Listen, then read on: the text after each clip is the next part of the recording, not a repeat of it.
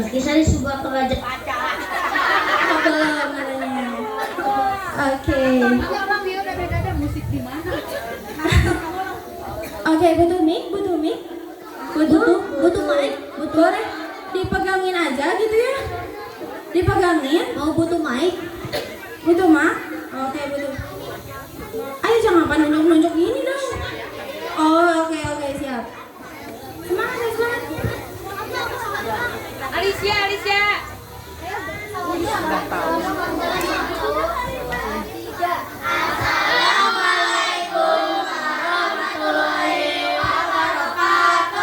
Waalaikumsalam warahmatullahi wabarakatuh. Nanti Om jemput. Saya Rizwan sebagai narator. Saya Hiro sebagai Lutung. Lutung. Saya Purbasari.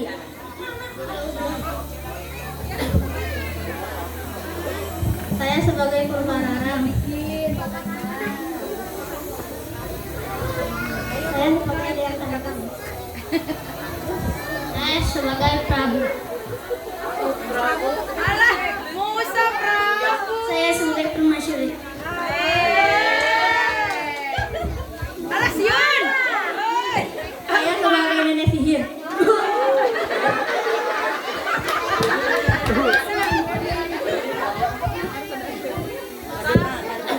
Saya menjadi somplak.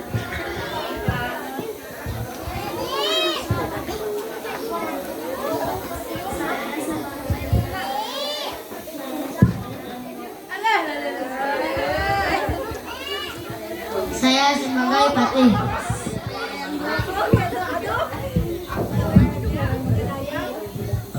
Saya sebagai penasihat. Saya sebagai pengawal 1. Aja ganteng. Saya sebagai pengawal 2.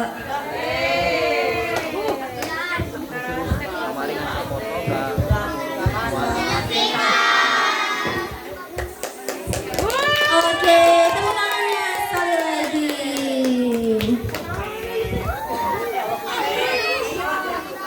Tolong.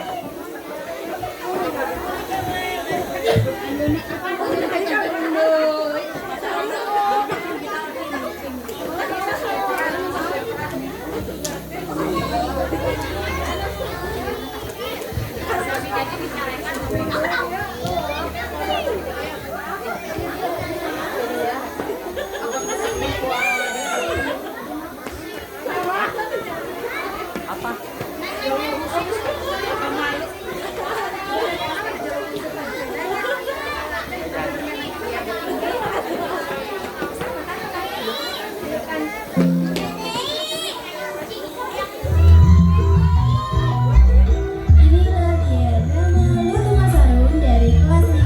Selamat menyaksikan. Kisah di sebuah kerajaan bernama Pasibata di tanah Sunda. Hiduplah seorang raja tua bernama Prabu. Beliau memiliki 2 putri, Purbararan si sulung yang sombong dan Purbasari si bungsu yang baik hati. Suatu hari, Prabu memanggil para petinggi istana karena beliau ingin menyampaikan keputusan yang penting. Keputusan yang ternyata bikin heboh sekerajaan.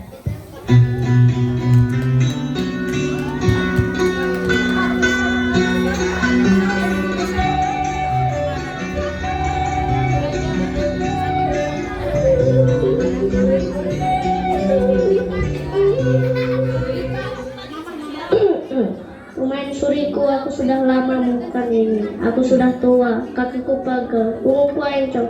Bahkan tadi aku lupa di mana taruh mahkota. Di kepala, Kakanda.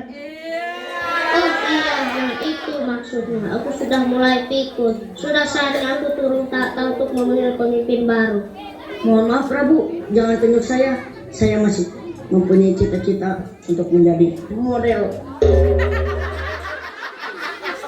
Tidak ada yang menunjuk kamu, penasihat. Oh, syukurlah. Lanjutkan Prabu. Aku bimbang antara Purbararan atau Purbasari. Siapa yang pantas menjadi ratu? Kakanda, kita doakan saja agar diberi petunjuk yang terbaik. Betul Prabu? Atau kita tanya ke penonton aja? Jangan ajak-ajak penonton. Siap Prabu, maaf. Siap Prabu, maaf.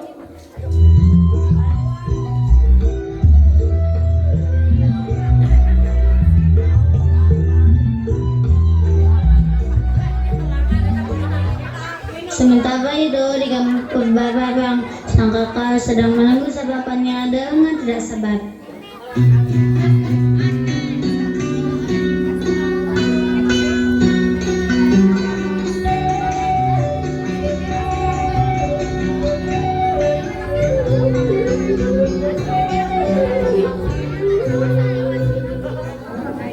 Mana Somplak? Lambat banget kayak siput naik tangga.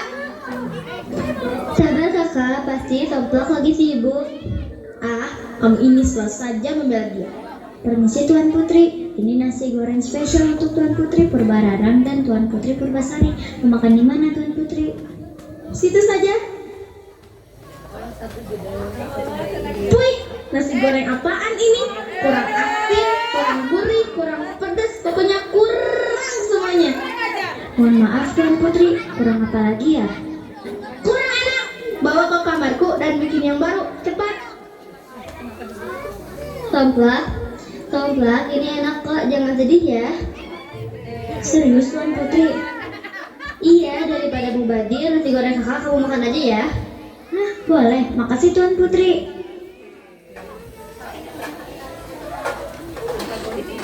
Yang kantrang, ayah mau turun tahta dan dia pilih Purbasari, bukan aku. Ini tidak adil. Memang tidak adil Tuan Putri. Tuan Putri kan lebih cantik, lebih tua. Lebih cantik cukup, tidak perlu sebut yang satu lagi. Siap, maaf. Jadi rencananya kita cari nenek sihir. Dia pasti bisa bantu aku. Nenek sihir yang suka lupa itu Tuan Putri. Memang kamu tahu nenek sihir lain? Tidak, ayo berangkat.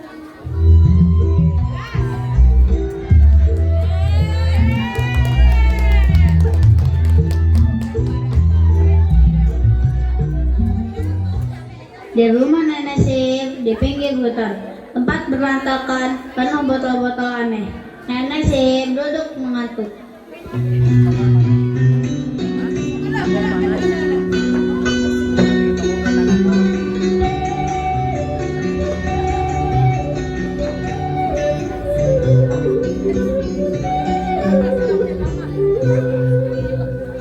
Nutup pintu dulu atau langsung masuk nih? Pintu rumahnya nggak ada Tuan Putri. Iya ya, ya sudah kita langsung masuk. Hah? Siapa yang berani masuk rumah nenek? Ah, kami Nek. Kami mau minta tolong. Tolong apa? Nenek lagi sibuk. Sibuk ngapain kan tadi tidur? Nenek dengar itu. Ah, maaf Nek. Begini ya Nek, kami butuh ramuan untuk membuat adik saya menjadi buruk rupa agar dia tidak jadi ratu. Oh, nenek tahu apa yang kamu mau.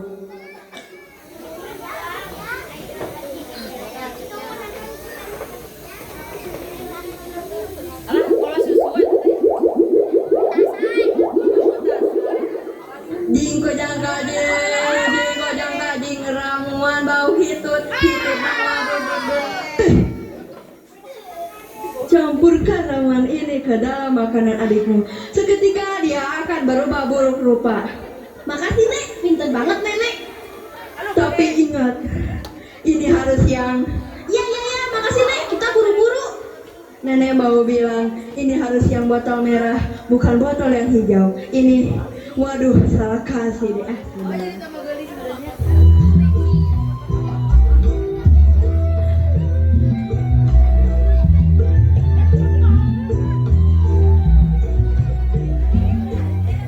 Bababang dengan penuh semangat menaruh ramuan ke dalam makanan Purbasari. Tapi karena nenek sihir salah kasih botol, yang terjadi justru sebaliknya.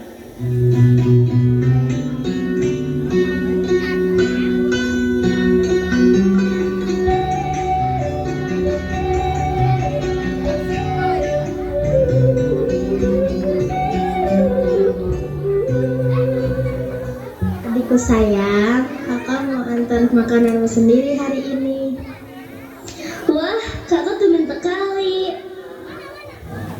tumben banget kan? Iya, tumben. Curiga gak sih? Ayo dimakan adik, kakak temenin ya.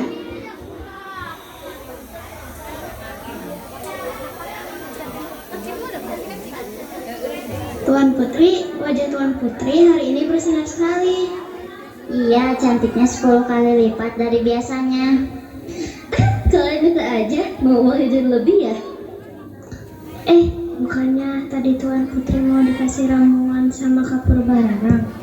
Iya, kayaknya ramuannya vitamin kali ya.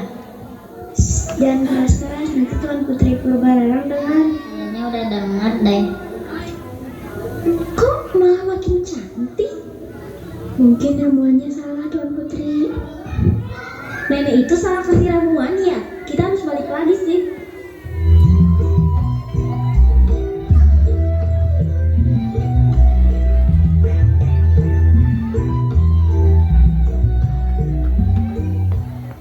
Mereka balik ke Nenek Sihir. Kali ini Nenek Sihir membagikan botol yang benar. Purba mencobanya lagi.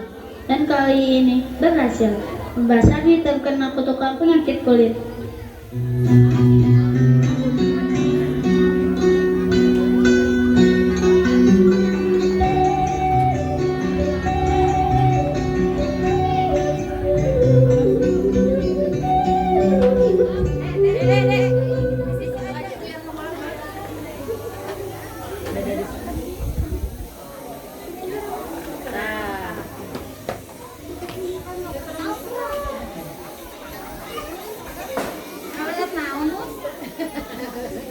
Kosong ah. Pintar acting misalnya.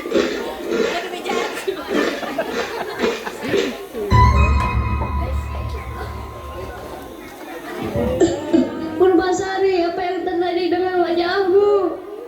Ayah, Purbasari sendiri tidak tahu. Kasihan sekali adikku. Mungkin ini pertanda dia tidak cocok jadi ratu, ayah. Sama, panggil Patih. Siap, Prabu. Patih, antarkan Purbasari ke pelung tengah hutan. Hah? Ke hutan, Prabu? Sampai dia sembuh, jaga dia baik-baik. Purbasari, Bunda percaya kamu kuat. Ingat selalu, kebaikan hati tidak pernah bisa dikalahkan ya. Baik Bunda, Purbasari tidak apa-apa.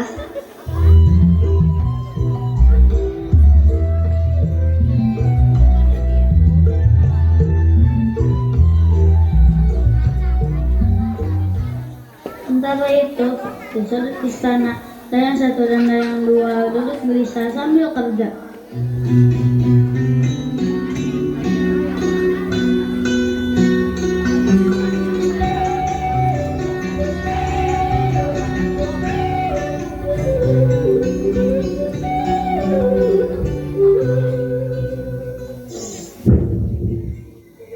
Kenapa Tuan Putri Purbasari yang kena?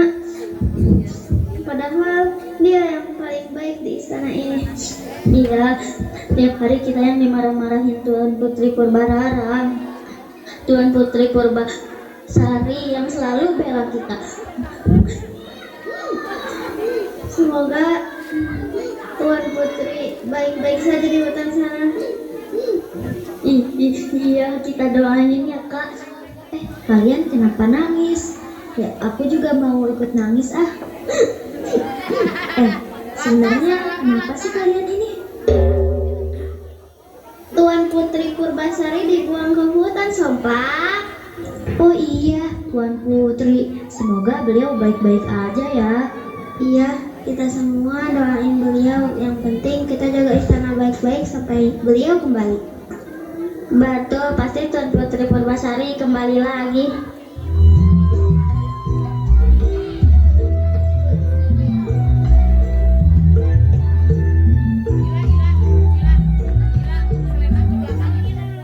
Purbasari tiba di pondok hutan, ditemani Patih dan 2 pengawal.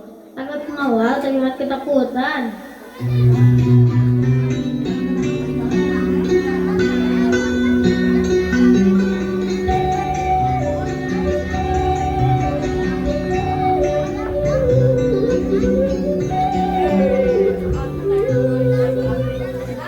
Hutan ini gelap banget, Serem. Iya, tadi ada yang megang buku nggak? Nggak ada, berarti apaan? Ada semut. Mau kerajaan kau takut semut?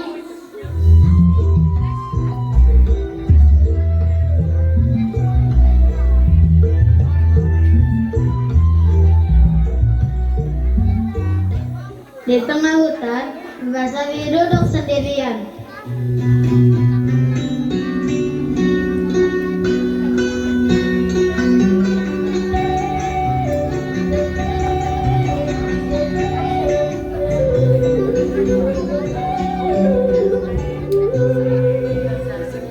Sendiri di sini tidak apa-apa. Yang Maha Kuasa pasti sedang merencanakan yang indah. Hei, selamat datang di hutan kami. Oh, monyet bisa bicara. Bukan monyet, aku lutung, beda. Oh, maaf. Nama kamu siapa? Panggil aku lutung Kasarung. Aku yang nyasar di sini. Kamu juga nyasar. Semacam itu, aku Perbasari. Mau aku temenin? Hutan ini luas. Aku tahu tempat-tempat yang paling bagus di sini. Boleh, terima kasih Lutung.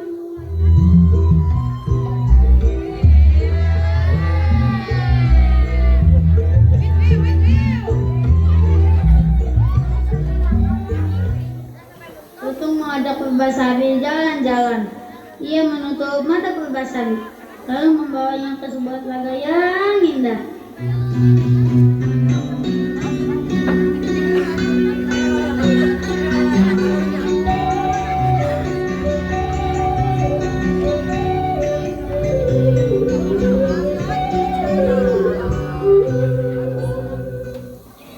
Oke, buka matanya sekarang. Wah, indah sekali. Nah, ini bagian pentingnya. Coba cuci mukamu di telaga ini. Kenapa? Percaya aja sama aku. Coba deh.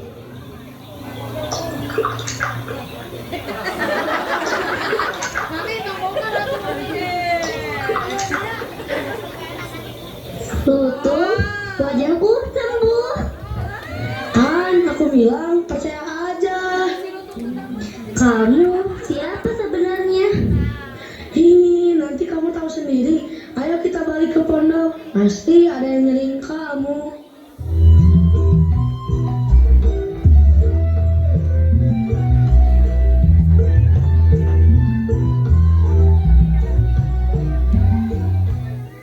Beberapa hari kemudian, Patih dan para pengawal panik mencari Purbasari yang menghilang saat jalan-jalan dengan Lutung.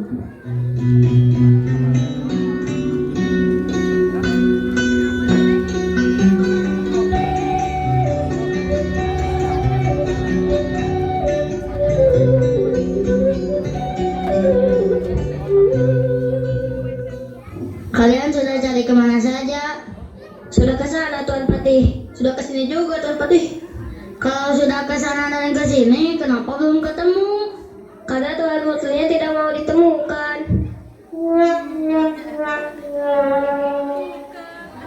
Udah, kita teriak bareng. 1, 2, 3. Tuan Putri Purba Sari.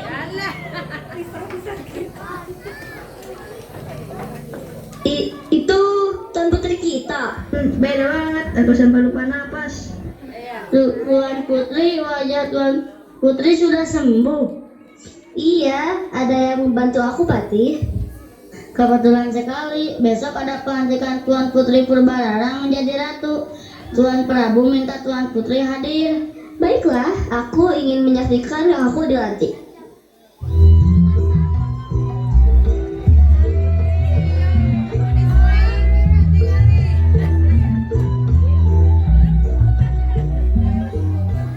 Di istana, upacara pelantikan dimulai. Purbaga pun berpakaian mewah siap dilantik. Tapi kemudian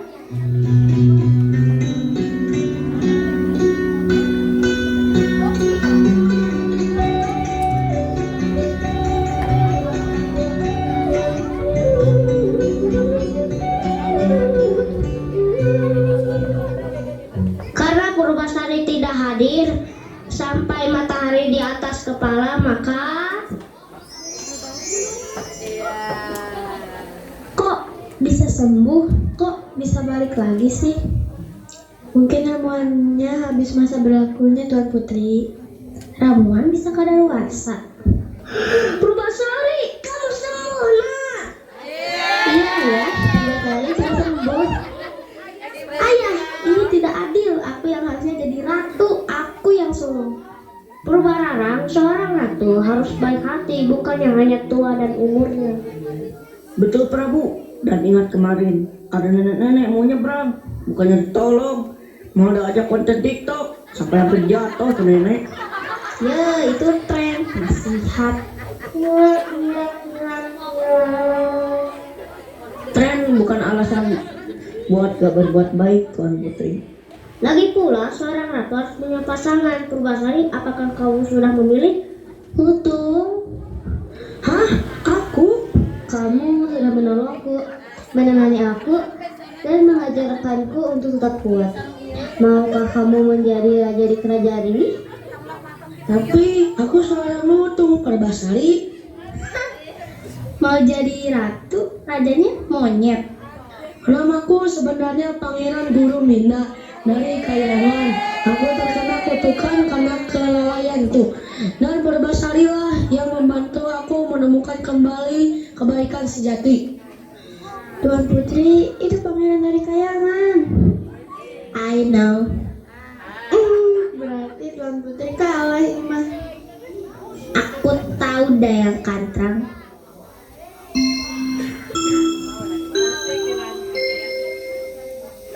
Dengan ini, aku menyatakan Purbasari sebagai ratu kerajaan Pasir Batang dengan Pangeran Gurunda sebagai rajanya. Guru Minda yang mulia. Oh iya, itu maksudnya. Yeay, Tuan Putri Purbasari jadi ratu, semoga gaji saya naik. Sompak. Maksudnya semoga kerajaan makmur dan gaji saya naik.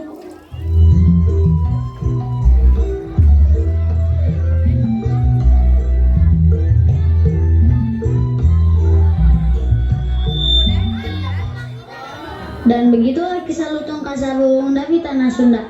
Kebaikan hati Purbasari akhirnya mengalahkan semua iri, dengki, dan tipu daya.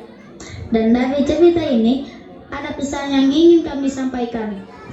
Seburuk apapun keadaanmu, tetaplah baik hati, karena kebaikan tidak pernah sia-sia. Setiap orang punya keajaiban di dalam dirinya. Percayalah pada prosesnya. Dan aku belajar bahwa iri dengki hanya akan menyakiti diri sendiri. Maafkan aku, Purbasari. Tidak aku maafkan ya, Kak. Dan aku belajar bahwa jadi pembantu yang ikhlas itu mulia. Tapi boleh minta naik gaji ya?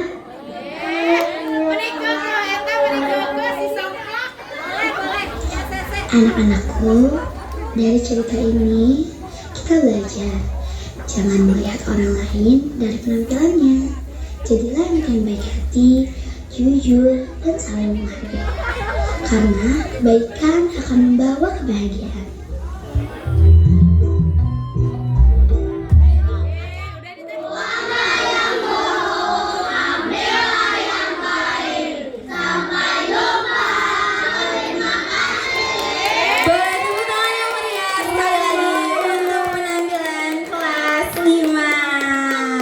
Wah, Razita, tadi ada penampilan apa tuh?